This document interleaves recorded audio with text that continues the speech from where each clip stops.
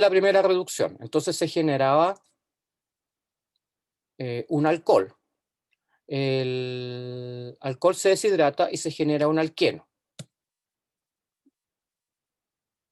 ¿Ven el alqueno? Sí, ahora sí. Ahora va a ocurrir una segunda reducción. Por lo tanto, el alqueno se va a reducir, que también es dependiente de NADPH, lo que hace que el alqueno se reduzca a alcano. Entonces, lo que tenemos es que se generan estos 3 átomos de carbono con el mayor grado de reducción posible, unidos a un grupo, a un carbono carbonilo. Esto, chiquillos, es un grupo acilo. Esto es un grupo acilo. El grupo ceto, el grupo carbonilo, más, está unido directamente a un azufre. Es un derivado de ácido. En el fondo es un derivado de ácido. Y los derivados de ácido reciben el nombre de acilos. Me refiero a los átomos de carbono. ¿Qué va a ocurrir ahora? Resulta que se produce una migración. Se trasladan estos 4 átomos de carbono del ACP a este otro sitio activo que tiene un grupo sulfidrilo y deja libre el grupo sulfidrilo de la cisteína del ACP o de la Silk Carrier Protein, del sitio activo que está indicado aquí en rojito. Y lo que va a ocurrir ahora, ¿por qué tiene que ocurrir esto? ¿Por qué se tiene que trasladar?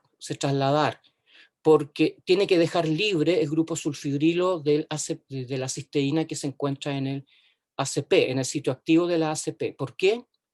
Porque a este sulfidrilo se va a unir una molécula de malonil coenzimo A. ¿Se acuerdan que la molécula de malonil coenzimo A se unía en el primer ciclo a este grupo sulfidrilo, el que estaba unido a ACP? Entonces, esa es la razón por la cual este grupo sulfidrilo tiene que quedar libre. Se une un malonil coenzimo A y ahora esta cadena se va a alargar en 2 átomos de carbono porque se va a repetir todo este ciclo. Entonces, en vez de tener aquí el CH3 carbonilo del acetilcoenzimo A, vamos a tener CH3, CH2, CH2 carbonilo azufre que va a experimentar una reacción de condensación con una nueva molécula de malonil coenzimo A, se va a producir la descarboxilación y las 2 reducciones sucesivas, lo que lleva a una elongación en 2 átomos de carbono.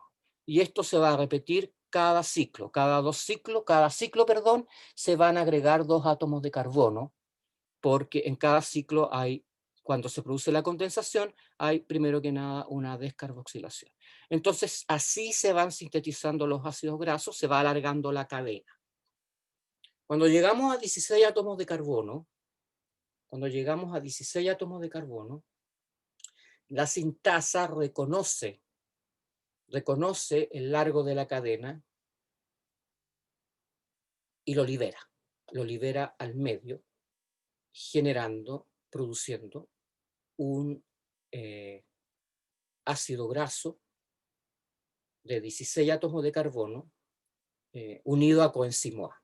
O sea, es un palmitoil coenzimo A. Se libera como palmitoil coenzimo A, porque el ácido graso se libera y viene inmediatamente una enzima que le coloca el coenzimo A.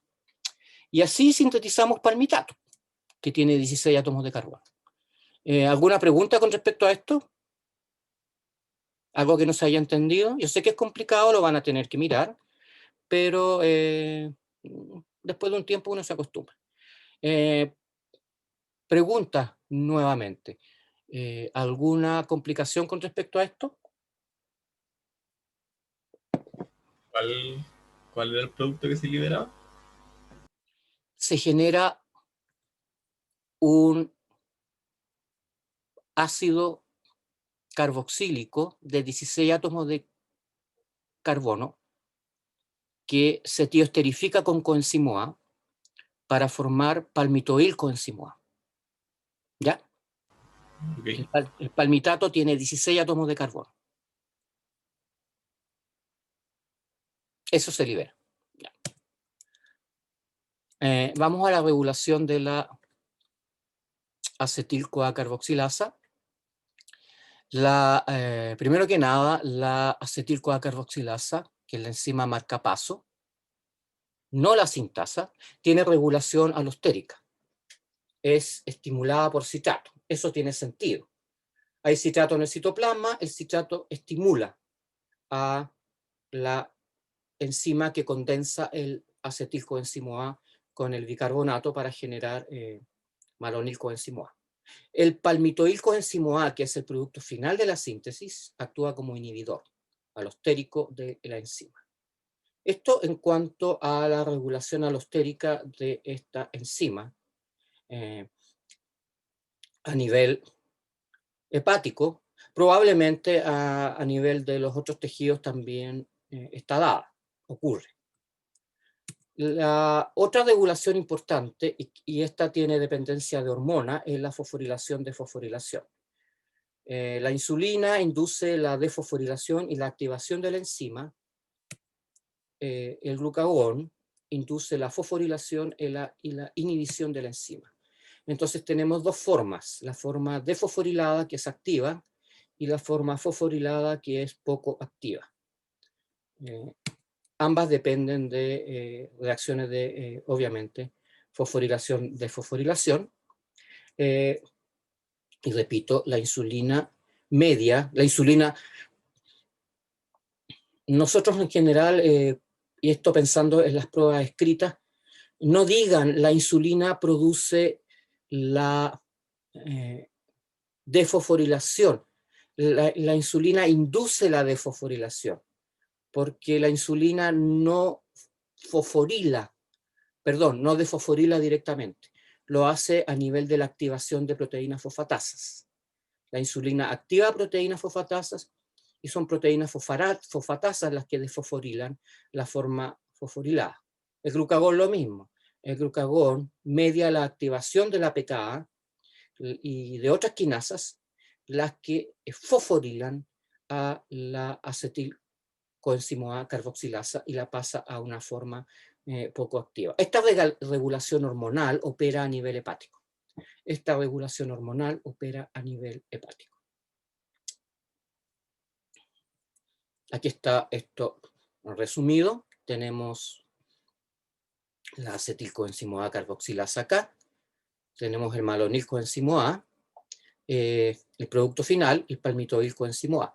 El palmitoilcoenzimo A inhibe alostéricamente a la enzima, lo que es una inhibición por retroalimentación.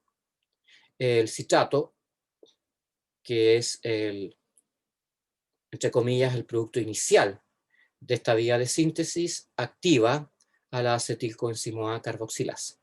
Y a este lado, al lado derecho de la diapositiva, está indicada la regulación hormonal.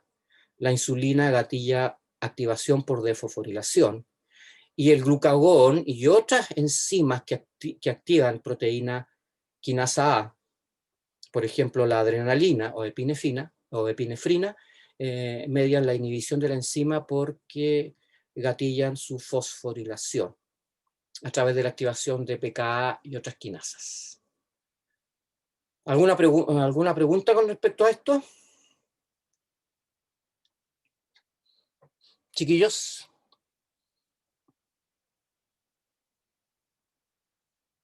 Parece que no. En esta tabla lo que se muestra en realidad es una tabla teórica. Las dos grandes macromoléculas, perdón, el glucógeno es una macromolécula, los 3 triglicéridos no son en estricto sentido una macromolécula, sino que es más bien un éster, un triéster.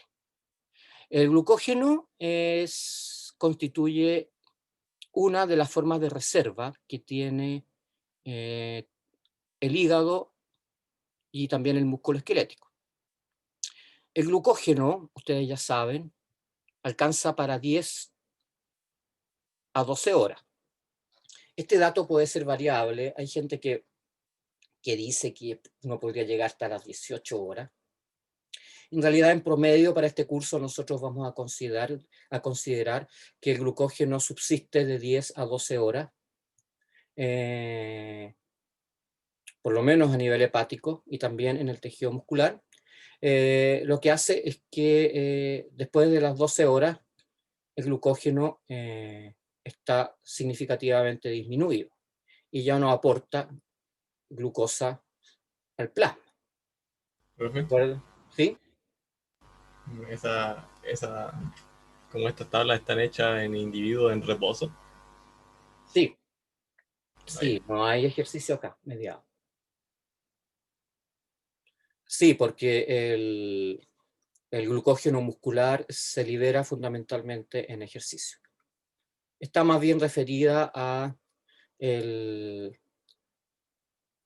Bueno, estaba más bien referida al hígado, ¿ya? Sí, sí, entiendo tu pregunta.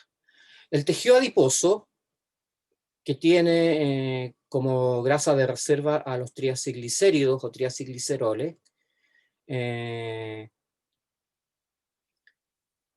teoría podría mantener una subsistencia por 12 semanas sin ingesta de alimentos, obviamente tomando agua. Sin embargo, esas 12 semanas son más bien teóricas. Eh, yo no creo que haya realmente una persona que alcance 12 semanas subsistiendo exclusivamente de los triacilglicéridos que se encuentran en el tejido adiposo. La gente se muere antes, normalmente, por falla multisistémica, y etcétera, etcétera, acidez metabólica, etcétera, etcétera, etcétera.